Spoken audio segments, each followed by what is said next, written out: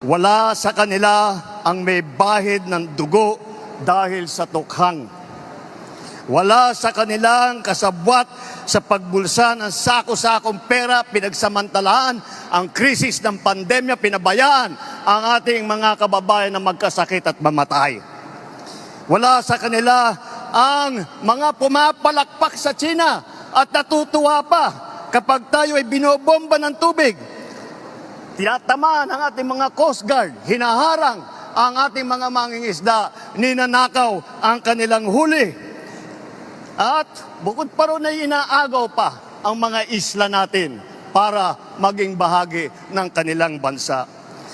Wala po sa kanila ang tilang sakristan ng isang bulaang propeta na nasasakdal dahil sa pagyurak sa ating kabataan at sa ating kababaihan. Wala sa kanila ang tagataguyod ng pugad ng krimen, ng sentro ng paglalapastangan ng mga kababaihan na mga pugo. Tayo ba ay papayag na babalik sa panahon kung kailan gusto ng ating mga liderato maging probinsya tayo ng China? Babalik ba tayo sa nakaraan na ibinubugaw ang ating bayan bilang isang sugalan ng mga dayuhan?